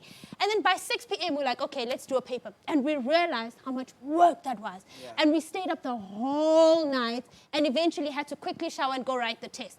And we realized then that had we not done that, we would have like failed. We got like 50%. We barely made it. But those are the lessons that life keeps giving you. You know when you're procrastinating. You know when you're lazy. And you simply know when your body says, okay, you've done enough now. Take a break. Laziness and potential. I'm going to go back to the questions in a bit. It's for you, Dr. G. Laziness and potential. Potential is ever changing. That's my assumption of what potential would be. So how do I know what my potential is if at this point, all I can manage is just 2 hours at a time of studying when my potential is so much greater? It's this conversation that we were talking about, that inspiration tank. So potential is explored most accurately on our quietest times. And the important thing about the studying versus checking in with yourself, that's what I call it. And one of the things I do a lot with, especially with medical students, because we are taught to funnel so much content, as I now call medical textbooks, right? Content. What often gets lost in that dynamic is us creating time to tap into ourselves. And what's critical about defining where laziness, right, cross with potential is, studies have even proven this. If you're spending about even an hour a week just completely investing, and I'm going to preach this all the time because it works, on the solitude factor, whether it's a walk in the garden or wherever you are, because people think you got to go to some exotic holiday to go find yourself. No, you can find yourself in your bedroom. What's important is, in the silences, we are aware of what things really matter to us. So in the silences, people realize, I really, really love technology, or I really want to adopt children, or I really want to be able to create a next invention in health technology, whatever it is. But we're not investing in those little moments because we think, I'll have time. So for me, just to get to the crux of the story, if you're not spending enough time asking yourself what it is that matters to you, then you're not creating the path to unlock your potential, and that is lazy. We've got a very interesting and relevant question coming up from the people that are dropping their questions in the comment section. Don't forget, money's up for grabs. But before we get there, I mentioned it earlier. I want us to talk about distractions. Dr. Smile, distractions in 2021. What does that mean to you? Distractions, social media. Okay. But what about social media? Yeah. We are often distracted, as you said very correctly in the beginning, with lifestyles that are a highlight reel. So we are distracted by everyone's enjoyment, and then we compare. When we compare, we feel overwhelmed because we feel we are not there yet, or not good enough, or whatever be the case. Those are negative distractions. I think they are very positive, I don't want to call them positive distractions, but positive distractions. Sometimes we need to be distracted from what we're doing for our perspective to be shifted, to come back to what we're doing with a different type of motivation. Is this a type of thing where I'm on my phone, but the time I'm spending on my phone away from it all is to research marketing trends in China or whatever it might be? Is that a good distraction? I would say it's a more positive distraction. Okay. I don't even think, for example, and I'm speaking from personal now, I try to spend as much of my time as possible in some of Johannesburg's roughest communities, either in terms of drugs, alcohol, crime, socioeconomic standards. I try to spend as much time in those communities with the children, with the youth, with the young adults. Why? Because it keeps on changing my perspective. I obviously have one lifestyle, which is the top clubs and the top this and the top that and fashion and cars and this, and a certain materialistic side that you see and you're like, hey, man, I want that also. And then you go to the opposite end of the spectrum and you say, wow, this is another reality. I'm actually very grateful where I am. Let me now push harder. Not I'm not content. I want more. I'm not happy. So shift your perspective, change your environment, and then you actually realize how fortunate you are in whatever situation. And then everything else only serves as an inspiration as opposed to, now I feel so pumped because I don't have that. Yeah. Okay. The question I was telling you about, how do you market yourself as a graduate with no experience? Koshik. It's a big one. It's a big one because the big problem is, I mean, we know the numbers in terms of unemployed graduates sitting at home with their honors and masters and all that sort of thing. You have all the qualifications in the world, but no experience. How do you get the job? We saw this a lot, recruiting people for investment banking roles. You get 3,000 CVs for 15 roles. All 3,000, maybe 2,000 of them are golden key candidates. They've never been used to failure, firstly. Always successful, always knocking it out the park, great people. Except being strong academically in certain fields, particularly finance, is not good enough because everyone's smart. Yes. The next question is, how do you distinguish yourself? Then it becomes a question of which societies were you part of, right? Did you do outreach work? Did you do community work? Did you have an internship? I always say to people, if you have managed to hustle an internship anyway, and you show that you have some level of work experience, it puts you at the top of the pile, right? Because now you're competing with a person with a 60% GPA with 3 Wiltshire schools under their belt versus someone with a 70% GPA who's never stepped into a building. The best advice I can give you is go in and speak about things that you've created. Right? Talk about stuff and projects that you're passionate about. Maybe you want to work in a bank, but nobody, here's the thing, nobody grows up saying, I want to work for a bank, right? Very few people do, right? But people who end up in a bank are people that have different passions. I ended up in a bank having different passions. I wanted to be a WWE wrestler at some point, right? But you go in and you ask yourself, how does this institution, which is a bank, facilitate my growth? Maybe you won't work in finance. Maybe you'll work in innovation. Maybe you'll work in new startups. Maybe you'll work in community outreach. Maybe you'll work in marketing. The question is, how does the institution serve you? And how can you plug in your skills to do that? So there's plugging yourself into internships. And we're going to go, there's something very important that's coming soon, but there are internships and plugging yourself into observerships and learnerships and whatever else that exists. But is there a thin line between all of that stuff and them making you work for free? Where do you draw the line? How much free work can you do? And I want you guys to think about that. Now, Standard Bank is here to help you out. If you've got any questions and maybe weren't answered during our Q&A today, you can speak to the bankers. Who would like to speak to you? Take a look at this. This is what they look like. These people want to chat to you, answer any of these questions that you may have on your mind. So make sure that you get these details. Screenshot right now. Take your phone out. There's a Buitumelo, there's Pilisa, and Nabil who are there to answer your questions in your region, as well as Tabane, Silwane, as well as Disebo in those regions that are specific to you. Do not stay away from these slides. Chat to these people and, of course, drop them an email and they'll be there to assist you and help you out in any way, shape, or form so that you get your questions answered. As a young professional getting into this space, do not be the person that does not ask questions because what are they going to think? A lot of us don't know anything about money. That's one thing I can guarantee you. We like to think we know about money. The only thing we know about money is how much we have. Yes, and even that we lack it because we don't understand that credit is not really what we think it is. So contact these bankers, chat to them, ask all the questions that you may want to ask so that your questions are answered. Cool. Let's continue our conversation. There's a question I asked before this about too many internships and learnerships and what versus you just working for free and being exploited. How do we balance that? Boom. I have a little answer. It's unpopular, but I like what Dr. Smile said, is that we need to stop thinking of the world as we just giving too much. Okay. But there's purpose in that serving. And I think when you approach that in that way, is that I'm serving, I think eventually it comes back to you. Eventually, I think really attitude, intention really, really matters. And we think these things are the least of our worries, but I think they like top your intention.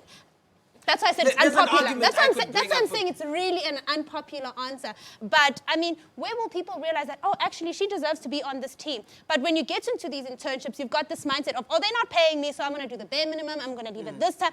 Nobody will pick you up. Yeah. But if you show up and you say, okay, this is an opportunity for me to be seen, an opportunity for me to show up and to learn, you might just get picked up. So, I mean, my rebuttal to that is that's a very positive way of looking at the world. But there is another way, I'm not saying it's good or bad, in which the reality is you could be the best, nicest guy in the world, but just things never work out for you. Is there a remedy to that? Dr. G? I have a crib note to cheating that, I mean, not to cheating, to internship. Hey, there's good cheating, and I'm about to teach you one trick. Okay. So one thing that I did, because I fit in that nice guy conversation and boundaries become an issue. One of the smartest things that I did, thinking outside the box, was in order to stand out in a future CV one day, thinking I was going to get employed, right? I started the interning early. A lot of us also get stuck in this conversation of let me study, then intern, then apply for work. So I started interning while in my second year of medicine. Right through every holiday, I voluntarily spent time at a practice, and I went to different practices to see which specialities I might be interested in. So different sectors, you have the same opportunity. I learned in finance, it was interesting for me how many opportunities exist for even first-year students to start doing these so-called internships. That's why I'm calling it a crib note. A lot of the time, by the time you can intern, you've graduated and you're in a state where you need money. And so you're not investing. I find that candidates who've often succeeded are candidates who started interning early because you actually build up that airtime and you're ahead of the pack. You actually get paid for your work because when they call the boss of that company, you were at, that boss can vouch for you that you were this excellent person who was already behaving like a legal intern, so to speak. But you must be excellent there as well. You're going to have to be. I'm just being clear. Gandhi, you were just sitting for 12 weeks doing nothing. All right, no, that's very good. Another question. When upskilling yourself, how do you choose the right skill to enable you to grow in your career? Kaushik, the right skill. You know, upskilling, you can go into any of these sites that give you courses for 100 Rand, and you'll see a plethora of courses that you can do. How to organize your life, a course on how to organize, a course on how to pick a course. So how do you pick the right thing? What I found in my experience is, as a junior, you earn a seat at the table by being technically proficient. Okay. And as you move up your career progression, you earn a seat at the table by being people proficient. So you can start out your career, be great with people, but at the end of the day, if you don't have the technical skills, you get found out, right? And you sit there and you know, whether it's medicine or whether it's finance, you can't just be a good people's person because guess what? Jokes go so far, right? And then Pass me the scalpel. no, pass me the scalpel. Oh, hey, the financial model is broken. Like, let me tell you a joke about Excel, right? That doesn't work. So what I found was you've got to be really technically proficient, and that will earn you a seat at the table. And when I'm saying technical, it's hard skills, whether it's learning to code in a finance context, whether it's Excel, whether it's learning valuation, whether it's learning how businesses work. Get into the detail because you know what? The guys who are really senior start to lose that edge as they go on because they become people's guys. They become the golf course guys, the hotel guys. Let me strike a deal on the plane with you, you know? And they need to take you along, Mr. Excel jockey, to the meeting because you have everything on the laptop, right? In a suitcase. So you need to use that as your tool to get into the boardroom. So always opt for the technical. A big thing about what you're saying is let's never forget the basics. Let the basics always be there so that you can start showing off. It's like being a juggler. If you can juggle 3 balls as the basics, that's great. If you don't know how to juggle 3 and you're aiming for 6, it's a pointless exercise. All right. When a dream takes too long to reach and feels like running out of time, what's the best way to stay focused? Dr. Smile. Okay. So, I spoke about releasing a single recently. And in the second verse, there's a line that I said, where I said, I'm paraphrasing, but basically I said, you're going through pain. They left you behind soaking out in the rain till you woke up and realized you were a seed. You needed that water for you to succeed. This whole thing. But you have to go listen to the song and the flow. But basically, a lot of time we feel very uncomfortable because the time has taken long, it's cold, it's dark, it's wet, we don't have hope, we don't know who to turn to. And that's just the time before you're germinating, right? And I think it's only in these little stories, songs, people's experiences, movies that you've seen that you pull on those memories or in those moments and you say, just give me that extra bit. It's a very different thing, I think, internally when you feel it can succeed versus when you feel I'm wasting my time and I'm hoping it will just succeed because I don't know what else to do. Rather, you have faith that something can work. So I think it's drawing on people's experiences. I mean, we're here sharing our experiences that perchance someone listens to it, and when they're in this moment, they can draw it in and say, okay, look, she was looking at a construction site, but look. Or they go and listen to that song and they say, I've been left alone, but look.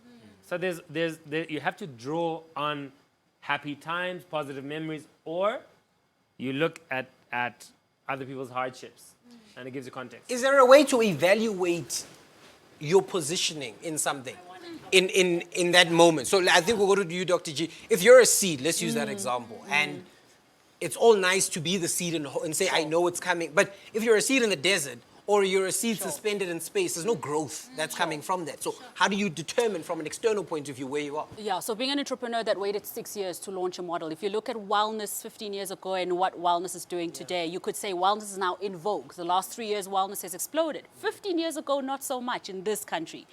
One of the important things that was one of the biggest lessons for me, and I think it is important even in this context, while you're waiting, do your homework. So continuing to do due diligence on the people you're trying to serve. Know your market. One of the most powerful things that carried me through the wait, as everybody likes to remind me, you waited this long, why? I look at wellness today, and I look at the level of consistency of what we were able to create back then when it wasn't fashionable, right? But what kept us going was there was always a market for what we were creating. And sometimes what happens is, because we're so caught up in, I'm an inventor, I'm fantastic, we're in our little bubble of not recognizing if the time for the market that's willing to receive you has passed or is still there. So there are people in very predictable industries where you can check yourself. Doing your due diligence while you're waiting is a way of also balancing out the doubt and the fear. If I hadn't waited, I would have missed out on the African wave. But I was researching international models while Africa was catching up. It just depends on how much you also feed yourself during the wait. A lot of people are waiting to cash in.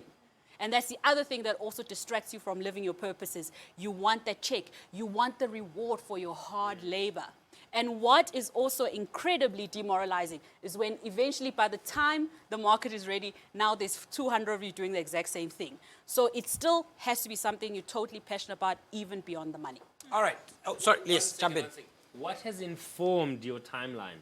She said it. She said she had a 4-week wait, but she created that. Yeah. What has informed your timeline of if something is too long or not? Yeah. So asking questions and going to speak to people who've done something similar before you is so vital. Yes. To say, am I just wrong in creating this timeline? Maybe I'm 2 years ahead and now I'm stressing myself for nothing. Yeah. That's important to do. Nice. All right, last question. And this one is, how important is networking for an entrepreneur and what is the most effective way to do it? Boom. My favorite, Dr. G said it, I think with networking, we have to think out the box. Because when we think networking, we think this event where there's going to be glasses of champagne, people serving you, and you have to talk to people in suits. That's not networking. We just met today, we networked, we've got something planned for next year. Literally, just like that. And I said this last week, start conversations. Ask questions. That's network. Wherever you are, it doesn't matter. Ask questions. You don't know where this person could take you, or what they know, or who they know. Have conversations. Put your phone down. And also, with having conversations, read some books so that your conversations are actually taking you somewhere instead of always, oh, so where'd you get your suit? Ask something else. What is your name? You know, ask smart questions. So do your research at home so that when you come across people, you ask questions that open them up, and then You never know where it takes you. Is there a networking school, Koshik? Is there a place where I can go that will say, Musa, this is how you greet businessmen and try get yourself a corporate tender to supply toilet paper at a big corporate in town? Or how do I get to clean the shoes at Standard Bank? Things like that. How do I network? Listen, I can tell you for one thing, it's not LinkedIn, right? That LinkedIn is not the place. The bomb. That is it. LinkedIn is the worst place to network. It's like, hey, I didn't miss a day of work today. Here's my certificate, right? Yeah. No one cares. Here's the thing. When it comes, it's a true statement. When it comes to networking, stop asking yourself, how can this person put me on? How can this person raise funding for me? Ask yourself what you can do for them, right?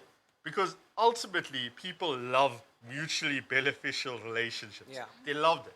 And if you start with, hey, I'm working on this, and this is how it can help you, that's a much easier intro than, wow, I'd really love to get into plastic surgery. Can I come and watch you? Yeah. That's creepy, right? That's not fun. So start off with how you can help people. And that's really where you're going to get the most traction. And some people say, hey, I'll do this for free. Someone came to us on the podcast, one of our podcasts the other day and said, I'll record for free. And I'm like, I'll pay you just because you showed intent and just because you reached out and because you're hungry. And people can sense whether you're hungry. All right, guys, it's time for us to wrap it up. Let's go in terms of closing statements. The last thing you'd like to leave our Standard Bank Unsaid series 2021. Everyone sitting at home in their text, wherever they are watching. How are we wrapping it up? Big wrap up from you. Believe in yourself. Okay. Know when to pivot. Have conversations. What's to pivot before we... Know when it's time to leave something, when it's time to put in more effort, when it's time to relax, when it's time to start over. Okay. Yep. Dr. Smart. Take the chance. Take the first step. Make sure you do your homework. And make sure you're doing it for the betterment of others, not just the betterment of yourself. Okay. Dr. G. 100%. Trust the road less traveled. Secondly, be a teachable spirit. I think it's so important to understand that you will constantly learn. And last but not least, make sure that in the spirit, while you're chasing your dreams, you're looking after yourself. Koshik. Fail fast. Fail fast. And just start. Right now, the people watching this broadcast who have been procrastinating on things, we won't call them out because I can't tell who's behind the screen. But a lot of people have deferred a lot of plans, and it's time to just start. Well, there you have it. Phew! An interesting day, a wonderful afternoon, and I'm glad the panel came in to join us today. Very important points that were raised and all the things that we were discussing today. Things about failing fast. Make sure that, you remove the word fail from your life and actually look into it as a point of learning. Taking the step in the direction that's not necessarily the one that's the most traveled. Make the risk, get out the box, and of course, make and plan a future for yourself. Don't just think about yourself or yourself alone, but also think about how what you're doing can benefit others, and importantly, make sure that you're able to move in and about. Be mobile, be malleable, and of course, be flexible to the changes that may come your way. Our wonderful panel joining us today, Don Petty Cash himself, Koshik Karan. Big round of applause for the gentleman. A influencer, and everybody's favorite college dropout, Mpumi Letwaba. The doctor of smiles and Mr. Hey, show me your teeth, the Dr. Smile. And of course, the lady that loves going on dark roads at night because she wants us to think outside the box. And of course, the wellness advocate, Dr. Tsiri Gule. Big round of applause for you too. And the one big thing we hope is that you learned a lot from listening to our panel of experts today. It's been great. It's been wonderful. A great journey. And we hope that you start your 2022 today. Let today be day one and make all the plans, but also put them into action because we want you to succeed. Be the professional and the best professional that you can be and achieve all the goals that you have set out in life and also empower those around you. Remember, there are bankers that you can contact if you're looking for any questions or have any questions that you may want to ask. They're there to assist you. And from us, the Standard Bank team for the Unsaid Series 2021, I'm Dr. Musa Mtomeni. Thank you and goodbye. Well done, children.